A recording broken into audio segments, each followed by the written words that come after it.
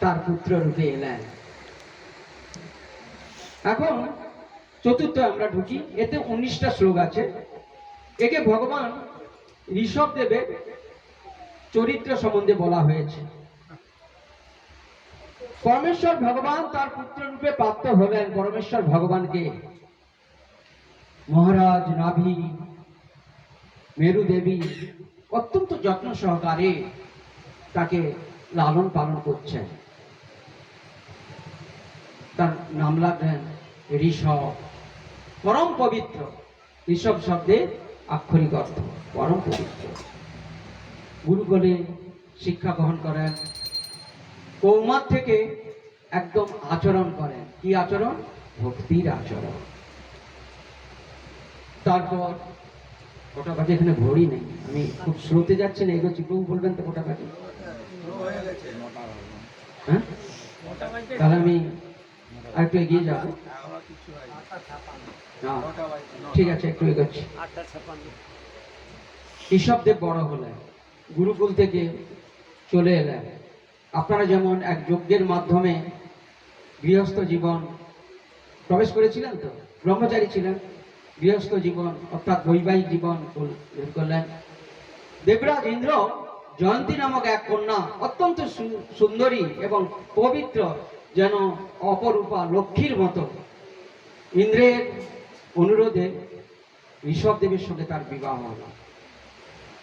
ঋষভদেবের বিবাহটি খুব সুন্দর, এই ভাগবতমে খুব সুন্দরভাবে বর্ণন রয়েছে। আমি একটু এগিয়ে যাচ্ছি। ঋষভদেবের এইবার তিনি কিভাবে এগোবেন, তার নাম হচ্ছে ঋষভদেব আর জয়ন্তী। তাদের বিবাহ হল।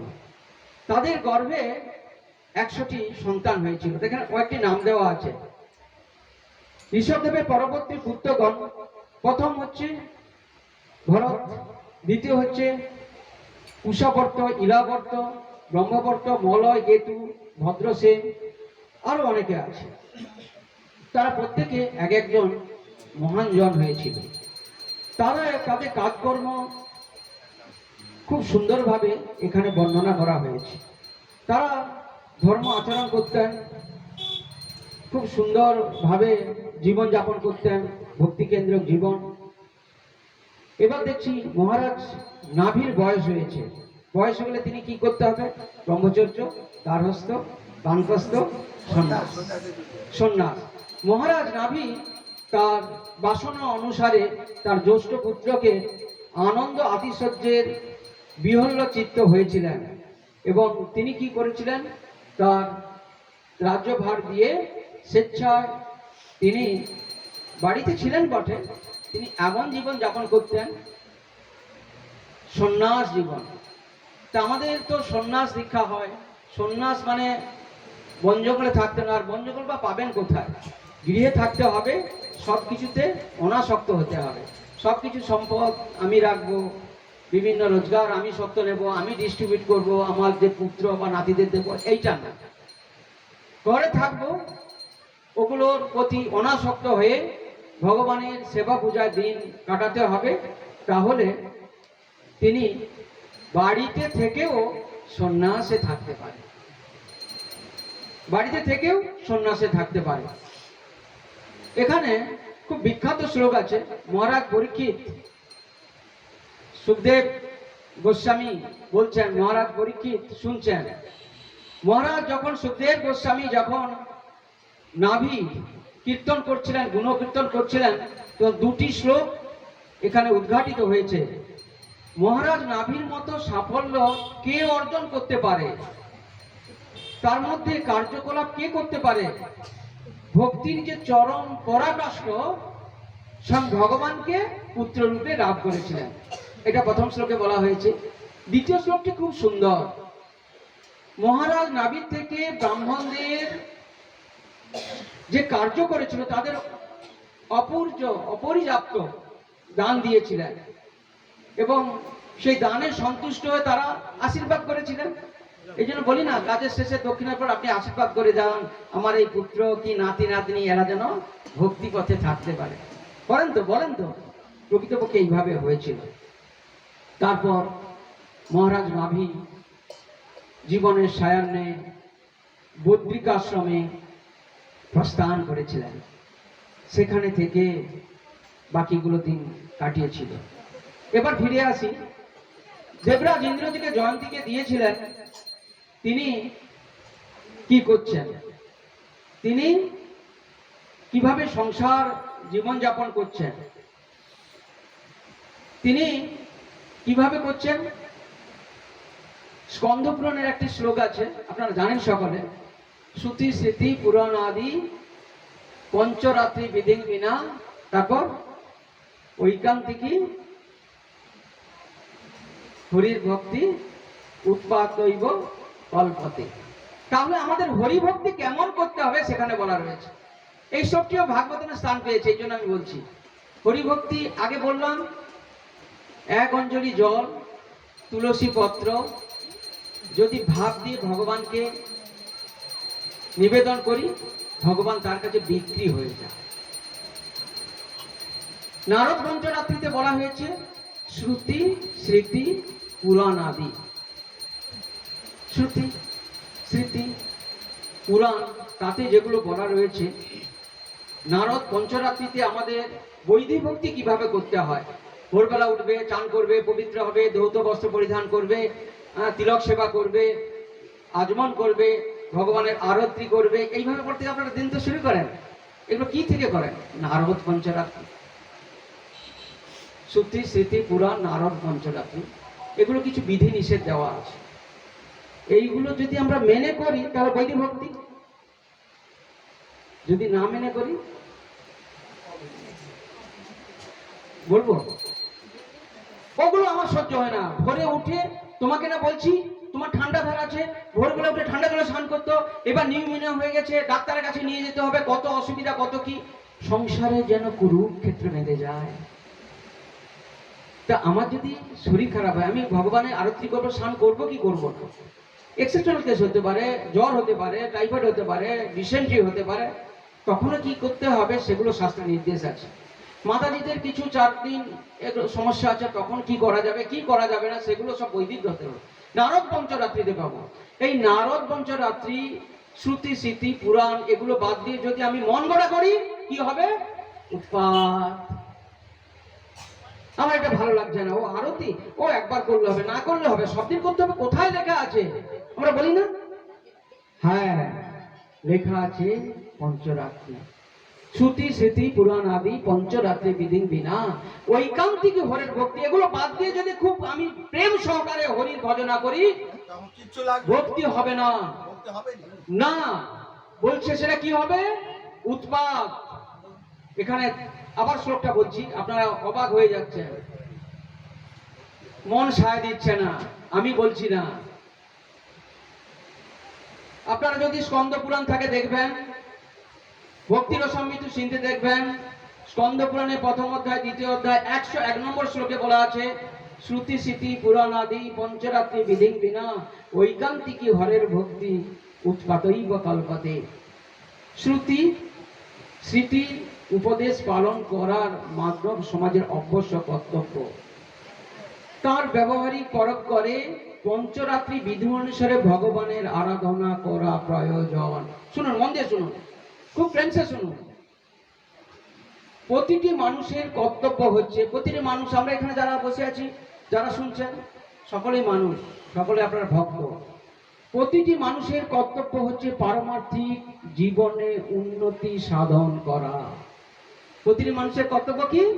পারমার্থিক জীবনে অগ্রগতি হওয়া, উন্নতি সাধন করা, জীবনান্তে ভগবত ধামে ফিরে যাওয়া। জীবনান্তে মানে যখন আত্মাটা এই তনু ছেড়ে বেরিয়ে যাবে, ভগবত ধামে ফিরে যাওয়া। মহারাজ ঋষভদেব নিষ্ঠা সহকারে এই সমস্ত নিয়ম পালন করেছিলেন। তিনি একজন আদর্শ গৃহস্থ রূপে জীবনযাপন করে আমাদের দেখিয়ে দিয়েছেন। কোনো কথাই আমার নয়, ভাগবতম থাকলে পঞ্চম স্কন্ধে 4th অধ্যায়ে 8 নম্বর শ্লোক থেকে আমি পাঠ করছি, 132 পাতায় দেখে নেবেন। আপনার মনে যে কনফিউশন, অসন্তোষ হচ্ছেন, সম্পূর্ণ ক্লিয়ার হয়ে যাবে। তিনি কিভাবে পৃথিবী শাসন করেছিলেন এবং ভক্তিতে অগ্রসর হয়েছিলেন, এটি তার জীবনের দৃষ্টান্ত। আমার মন না সায় দিতে পারে, এটা কিন্তু অভ্রান্ত। একজন ভক্তের সঙ্গে কথা হয়েছে, আপনি জপ করুন, আপনি তো দোকানে বসে আছেন, ক্লিকারে জপ করুন, মালাতে জপ করুন। তিনি বলছেন, প্রভু আমি সবসময় জপ করি। আপনারা তো কত মালা করেন, তিনি জানেন এতে আমার 16 মালা করতে হয়, একাদশীতে 25 মালা, সেটাও জানেন। আপনারা তো 16 মালা করেন, আমি সবসময় জপ করি। কিরকম জপ করেন? যখন খদ্দের আসে তখন খদ্দের ছেড়ে দিয়ে ঔষধ দোকান। সবসময় কিভাবে জপ করেন? সবসময় মনে মনে হরে কৃষ্ণ হরে কৃষ্ণ কৃষ্ণ কৃষ্ণ হরে হরে রাম হরে রাম রাম। বলে আপনি কোনো গুরুর যে তত্ত্বাবধানে আছে যে তার অনুসরণ করুন, শাস্ত্র কি বলছেন সেগুলো মেনে চলুন। বলে না না, আপনাদের থেকে আমার জব বেশি হয়ে যায়। আপনারা তো 16 মালা, এই যে সাক্ষী মালা আছে দেখতে পাচ্ছেন, আপনারা সকলেই জানেন, সাক্ষী দেয় এক এক রাউন্ড করে 16 হয়েছে কিনা। আমার তো দরকার নেই, আমি জব করি। আচ্ছা প্রভু আপনি ঠিক করেন। আচ্ছা বলুন তো আপনি দোকানদার কে? না আমি প্রোপাইটার, মানে তারই ঔষধ দোকান। আমার ছেলে মেয়ে থাকে, আমি থাকি, আমি বেশি সময় থাকি। আচ্ছা আপনি দোকান কত বছর করেছেন? না 11 বছর। দোকানে উন্নতি হয়েছে কি হয়নি? মানে হয়েছে। আগে ছোট দোকান ছিল, দেখছেন ওই কাউন্টারটা বড়, আমি একটা লোক রেখেছি। আচ্ছা আপনি যে এত উন্নতি করেছেন, উন্নতির মূলে কি আছে? আমি এত খাটছি। তিনি উত্তর দিচ্ছেন, আমি এত শ্রম দিচ্ছি। আচ্ছা আপনি শ্রম দিচ্ছেন ঠিক আছে, শ্রমটা কখনো বেকার শ্রম হয়ে যাবে, বৃথা শ্রম হয়ে যায় জানেন তো? বলে হ্যাঁ, আমি যদি ঠিক মতো না দেখি, ক্যাশে আমি বসি, ওই আমার কর্মচারী। প্রভু আপনি সব ঠিক করছেন, শ্রম দিচ্ছেন, আপনি যদি হিসেব না বুঝেন, কেউ ঔষধ নিয়েছে 500 টাকা দিয়েছে, 330 টাকা হয়েছে, কতটা ফেরত দেবেন? 500 টাকা থেকে 20 করে ফেরত দেন না, 500 টাকাও দিয়ে দেন, ঔষধও দিয়ে দেন। হাসতে দেখুন, বলে কি আপনি কি রসিকতা করছেন? বলে হ্যাঁ আমি রসিকতা করছি। রুদন যখন রেশন দোকান করে, গম দেয়, তারা হিসাব বুঝে না, গমও দেয়, গম ভাঙানা বহু বলে দিয়েছেন, গম ভাঙানোর পয়সাও দেয়। তাহলে হিসাবটা হচ্ছে সব থেকে গুরুত্বপূর্ণ। মহান বৈষ্ণব মহাপ্রভু যারা অনুগামী সর গোস্বামী, তাদের নির্দেশে আমরা এই হিসাব করে করি। আপনি যদি হিসাবের বহির্ভূত কার্য করতেন, তাহলেও আপনি বলছেন ওই পাশের কাউন্টার আমার, আপনি দোকান বর্ধিত করেছেন, করতে পারতেন কি? তিনি বলছেন হ্যাঁ, করতে হতো না। না না, হিসাব তো করতে হবে। হিসাব যদি করে চলতে হয়, মহান বৈষ্ণবগণ যেটা বলেছেন, শাস্ত্রের মাধ্যমে ভগবান যেটি বলেছেন, পঞ্চরাত্রি বিধি বিনা ঐকান্তিকী হরের ভক্তি উৎপাদই প্রকল্পতে। আপনি একটু আগে বললেন আপনি অসংখ্যবার করেন, সারাদিন হয়তো 1 লক্ষ জপ করেন, হিসাবের বাইরে যদি যান আপনার এই ব্যবসাটা লাল বাতি জ্বলবে।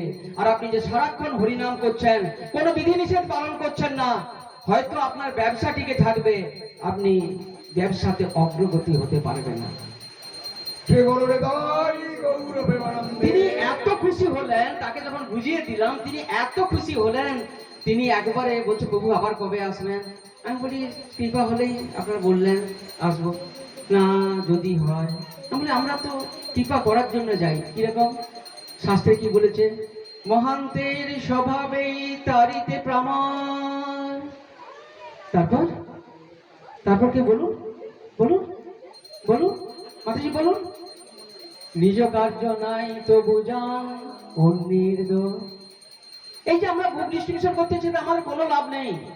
মানে লাভ নেই? আমি না, এই তো আশ্রমের বই, ইস্কনের বই, এগুলো আপনাকে বিক্রি করবো, পয়সা দিয়ে আবার ওখানে দিয়ে দেবো। বলে লাভ? লাভ তো নেই। লাভ ছাড়া কেউ কাজ করে? হ্যাঁ সত্যি তো তাই। আপনার যদি ঔষধে লাভ না থাকে, তাহলে কি আপনি বিক্রি করবেন? লাভ তো নিশ্চয়ই আছে। ধরুন একটা ওষুধ 5 টাকা কেনা, 6 টাকা বিক্রি করলে 1 টাকা লাভ হয়। আর আমরা এগুলোতে বিক্রি করতে আসছি না। লাভ শুনলে অবাক হয়ে যাবেন, বলে কত দাম এটা? আমি বললাম তখন এই যে গীতা, তখন গীতা প্রচারে বেরিয়েছিলাম, এই যে গীতা, এইটার দাম 130 টাকা। কত টাকা লাভ? না 130 টাকা মন্দিরে দিতে হবে। লাভ 130 টাকা মন্দিরে দিতে হবে, 130 টাকা আপনার কাছে নেবো, 1 পয়সা বেশি নিতে পারবো না, আমরা নেই না। তো লাভ কত জানেন? 130-এর বহু গুণে। মানে কিরকম? অবাক হয়ে গেল। শুনবেন? আপনারা শুনবেন কি? কিন্তু ঋষভদেবের যে পুত্রদের যে শিক্ষা দিচ্ছেন সেইটা আমি আর ওইটা বলবো না, তার পুত্রদের শিক্ষাতে চলে যাব। তার মধ্যে ভরত মহারাজ জ্যেষ্ঠ, আরো অনেক পুত্র আছে, এটা বলে দিই। বলছি এর লাভ প্রচুর, বহু গুণ। আপনার কেউ চোখ বন্ধ করে বিশ্রাম নিচ্ছেন না তো? দেখি হাত তুলুন তো।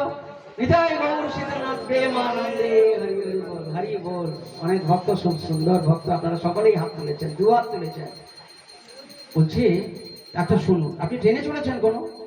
হ্যাঁ, ট্রেনে অনেকে হকার উঠে, তো ধরুন একটা আমলকি বিক্রি করছে, সে আমলকি সম্বন্ধে গুণাগুণ বলে, আমরা তখন জানতে পারি, তখন তার কাছে একটা আমলকির প্যাকেট কিনলে তার 2 পয়সা লাভ হয়, সেই লভ্যাংশ দিয়ে সেটা সংসার প্রতিপালন করেন, এটাই তার লাভ। হকি করে হকাররা, আর আমরা যে হকি করছি না, এর পুরোটা লাভ, বহু গুণে লাভ। বলে কিরকম? হকার যেমন আমলকি বিক্রি করে 2 পয়সা লাভ হয়, তার সংসার প্রতিপালন করে, আমাদেরও প্রচুর লাভ। যারে দেখো তারে কহ দন্তে তৃণ ধরি, আমারে কিনিয়াল ভজ গৌর হরি। এত বলি নিত্যানন্দ ঘুমে গড়ি যায়, সোনার পর্বত যেন রাতে লোটায়, হেন অবতারি যার রতি না জন্মিল, লোচন বলে সেই পাপি কেন আর গেল। আমাদের বারে বারে আসা যাওয়া আর হবে না, পুনরপি জনন পুনরপি মরণ পুনরায় মাতৃ যথেশন আর হবে না।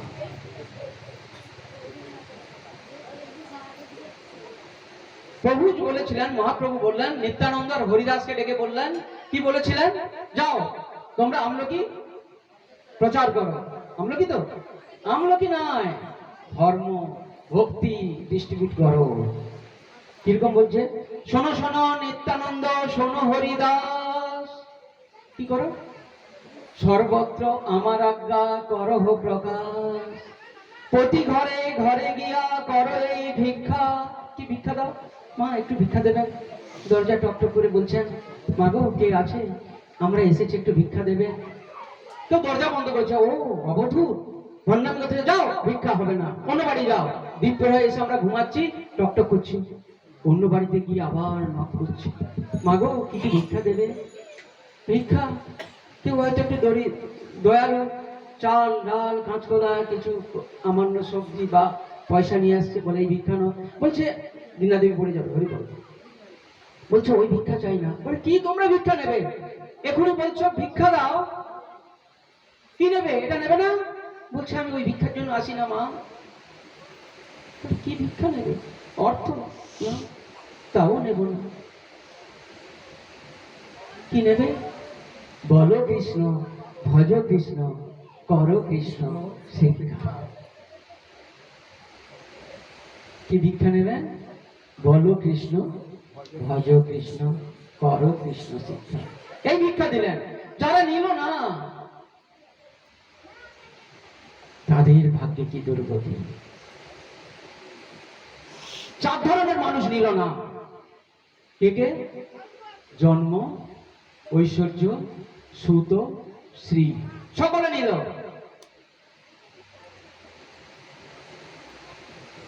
নামহট্টের হাট বসিয়েছিলেন। কোথায়? সুরভিকুঞ্জতে। নদিয়া নদিয়া গোদরূপে নিত্যানন্দ মহাজন, পাতি আছে নাম হট জীবের কারণ। নদিয়া নদিয়া, ঘুমিয়ে যাবে, অনেকে ঘুমাচ্ছেন। পাতি আছে নাম হট জীবের কারণ, শ্রদ্ধাবান জানা হে শ্রদ্ধাবান যা।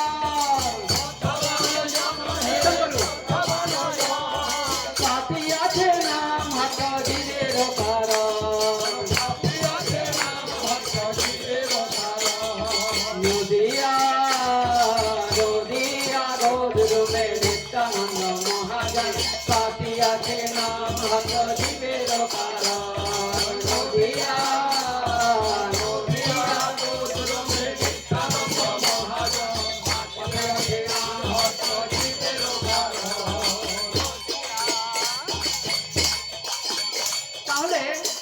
ঘাটে অদতরে প্রত্যেকে ডিস্ট্রিবিউট করে দেয়, প্রত্যেকে দেওয়া হলো। কি দেওয়া হলো? শুদ্ধ নাম। শুদ্ধ নাম তিনি বিকিয়ে দিলেন।